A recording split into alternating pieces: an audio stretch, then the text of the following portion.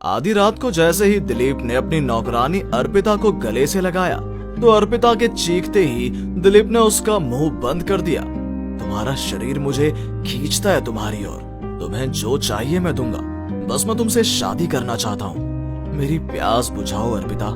अर्पिता ने कहा, भाई साहब क्या कह रहे हैं आप?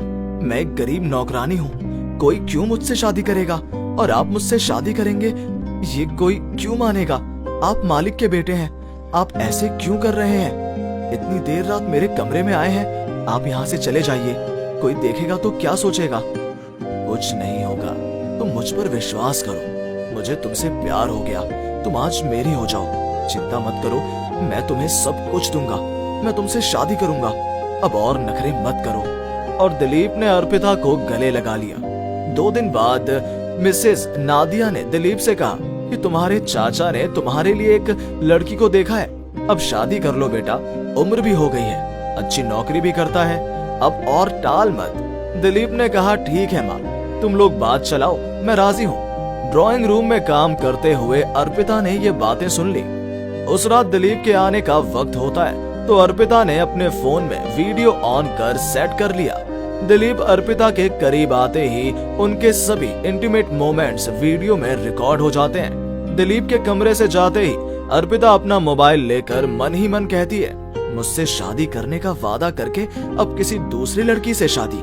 मैं गरीब हूँ तो क्या सिर्फ भोग करने की वस्तु हूँ? मैं ऐसा नहीं होने दूंगी, ये वीडियो ही अब मेरा हथियार है। अगले दिन दिलीप के चाचा जी राकेश साहब उनके घर उनकी शादी की बात करने आए। उनकी बातचीत हो रही थी, तभी अर्पिता राकेश साहब को फोन देकर कहती है, चाचा जी मुझे माफ कर दीजिए, मुझे आपको ये वीडियो नहीं दिखाना चाहिए, लेकिन मैं असहाय हूँ क्योंकि आप मेरी बातों पर विश्वास नहीं करेंगे।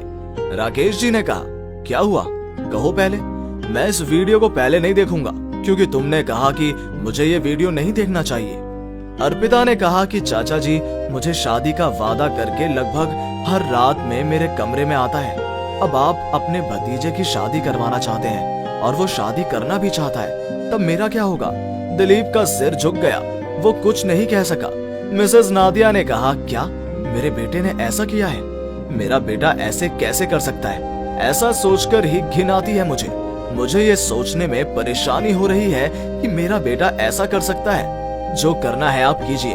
राकेश जी ने कहा, दिलीप आपने जो किया है वो साबित हो चुका है, मैं ये वीडियो नहीं देखूंगा क्योंकि तुमने अर्पिता से शादी करने का वादा किया है, तो तुम्हारे इस अन्याय की सजा है, तुम्हें अर्पिता से ही शादी करनी होगी, तभी तुम्हें माफी मिलेगी। दिलीप ने कहा कि अगर आप लोगों की सहमति हो तो मैं अर्पिता से शादी करने के लिए तैयार हूँ। मिस नादिया ने कहा कि मुझे पता था कि मेरा बेटा कोई गलत काम नहीं करेगा, इकबाल उनकी शादी का इंतजाम करो। कई लोग भावना में बहकर गलतियां करते हैं, लेकिन उन घटनाओं को बड़ी समस्या में बदले बिना अच्छी तरह से सुलझा लेना बेहतर है।